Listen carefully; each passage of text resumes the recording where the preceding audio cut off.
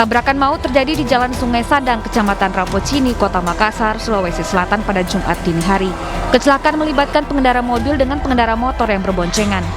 Nurmin bersama ponakannya Wahyudi tewas di tempat dalam kecelakaan ini. Saat kejadian, korban yang berprofesi sebagai petugas kebersihan sedang berboncengan hendak berangkat menuju ke lokasi kerja. Namun saat melaju keluar dari permukiman, sebuah mobil melaju kencang dan menabrak korban. Kerabat korban histeris mengetahui anggota keluarganya tewas. Sementara pengemudi mobil dan penumpangnya segera dibawa ke kantor polisi terdekat. Untuk pengendara kendaraan motor, keduanya meninggal di tempat.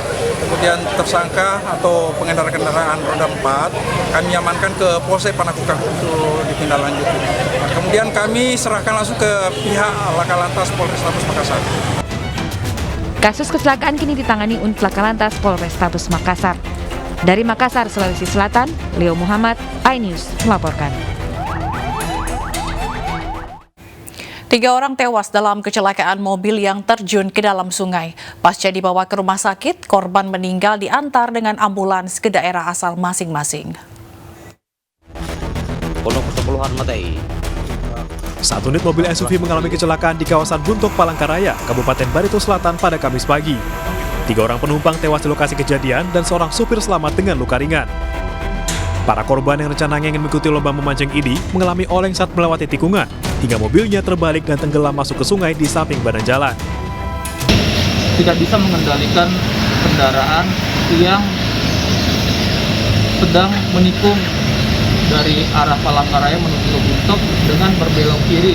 Kemudian di depannya dibalas lagi dengan tikungan ke kanan, sehingga ban dari mobil tersebut keluar dari badan jalan, sehingga mengakibatkan olengnya kendaraan tersebut akhirnya terbalik dan jatuh ke dalam parit. Dari hasil olah TKP, kecelakaan terjadi dalam kondisi hujan, sehingga pandangan mata terbatas dan diduga permukaan aspal licin. Hingga kini, kasus kecelakaan masih dalam penyelidikan pihak kepolisian. Sementara 3 korban meninggal dunia telah diantarkan ke tempat asal mereka dengan ambulans. Dari Barito Selatan, Kalimantan Tengah, Julius Sinaga, iNews melaporkan. Polda Metro Jaya menetapkan Irjen Teddy Minahasa tersangka kasus peredaran narkoba. Kapolri juga telah membatalkan penunjukan Teddy Minahasa sebagai Kapolda Jawa Timur.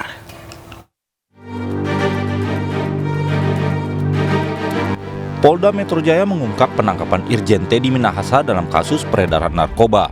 Dir Narkoba Polda Metro Jaya Kombes Mukti Juharsa menyatakan, dalam kasus ini Teddy Minahasa menjadi pengendali penjualan narkoba sebesar 5 kg. Keterlibatan Teddy terendus setelah Polres Jakarta Pusat dan Polda Metro Jaya menangkap sejumlah anggota polisi terkait peredaran narkoba. Dari keterangan saudara D dan saudara L menyebutkan adanya keterlibatan Irjen Pol TM selaku Kapolda Sumbar sebagai pengendali BB 5 kg sabu dari Sumbar, di mana sudah menjadi 3,3 BB yang kita amankan, ulangi 3,3 kg BB sabu yang kita amankan, dan 1,7 kg sabu yang sudah dijual oleh saudara DG yang telah kita tahan dan diedarkan di Kampung Bahari. Untuk pasal yang kami terapkan adalah pasal 114 ayat 2, subsidiar pasal 112 ayat 2, junto pasal 132 ayat 1, junto pasal 55, Undang-Undang Nomor 35 Tahun 2009 dengan ancaman hukuman maksimal hukuman mati dan hukuman minimal 20 tahun. Komitmen kami untuk mengusut tuntas peredaran narkoba mulai dari akar sampai ke puncaknya. Sebelumnya dalam keterangan pers, Kapolri Jenderal Listio Sigit menegaskan tidak akan main-main terhadap anggotanya yang terlibat kasus narkoba. Irjen TM dinyatakan sebagai terduga pelanggar dan sudah dilakukan penempatan khusus. Kemudian tentunya terkait dengan hal tersebut, saya minta agar Kadipropam segera melaksanakan pemeriksaan terkait etik untuk kemudian bisa kita proses dengan ancaman hukuman PTDH. Selain itu, saya minta kepada Kapolda Metro untuk melanjutkan proses terkait dengan penanganan kasus pidananya. Jadi saya minta siapapun itu, apakah itu masyarakat sipil, ataukah Polri, bahkan sampai Irjen TM sekalipun, saya minta untuk diproses tuntas dan terus dikembangkan. Jadi ada dua hal, proses etik dan proses pidana. Dan ini tentunya sebagai bentuk keseriusan kami untuk menindak tegas terkait dengan masalah narkoba. Dan ini juga warning bagi seluruh anggota agar tidak ada yang bermain-main dan melakukan penindakan tegas. Kapolri juga telah membatalkan penunjukan Irjen Teddy Minahasa sebagai Kapolda Jawa Timur. Kapolri telah menunjuk Irjen Tony Harmanto yang saat ini menjadi Kapolda Sumatera Selatan untuk mengisi jabatan tertinggi di Polda Jawa Timur. Dari Jakarta, tim liputan iNews melaporkan. Irjen Teddy Minahasa baru 4 hari ditunjuk menjadi Kapolda Jawa Timur, menggantikan Irjen Niko Afinta. Teddy juga pernah menjadi ajudan Wakil Presiden Yusuf Kala.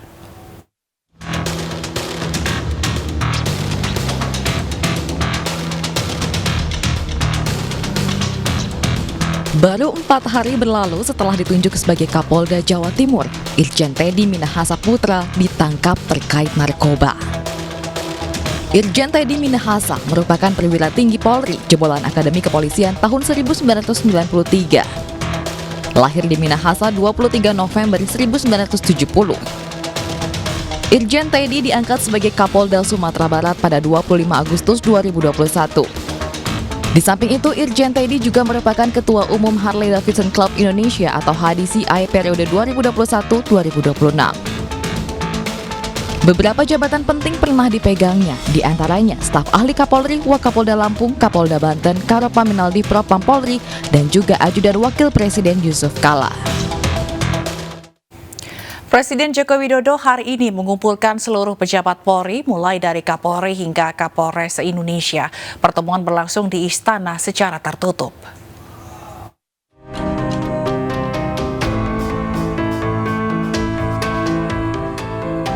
Presiden Joko Widodo Jumat siang mengumpulkan seluruh jajaran perwira pejabat kepolisian di Istana Negara, Jakarta. Kapolri Jenderal Polisi Listio Sigit Prabowo memimpin langsung Korps Bayangkara dalam pertemuan dengan Presiden. Uniknya, saat memasuki istana, para pejabat kepolisian dilarang memakai topi, membawa tongkat, dan membawa ponsel. Mereka hanya diperbolehkan membawa alat tulis. Usai pertemuan dengan Presiden Jokowi, Kapolri Jenderal Listio Sigit Prabowo mengatakan akan menindak tegas jajarannya yang membuat kepercayaan masyarakat terhadap institusi semakin menurun, mulai dari persoalan gaya hidup, pemberantasan judi maupun narkoba. Hal-hal yang sifatnya bisa menurunkan tingkat kepercayaan publik terkait dengan gaya hidup, hal-hal yang sifat pelanggaran, tentunya ini menjadi arahan dari Bapak Presiden dan kami akan tindak lanjuti untuk melakukan langkah-langkah dan tindakan tegas.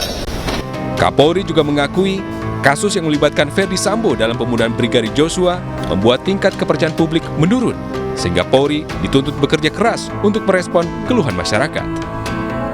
Tim Liputan iNews melaporkan.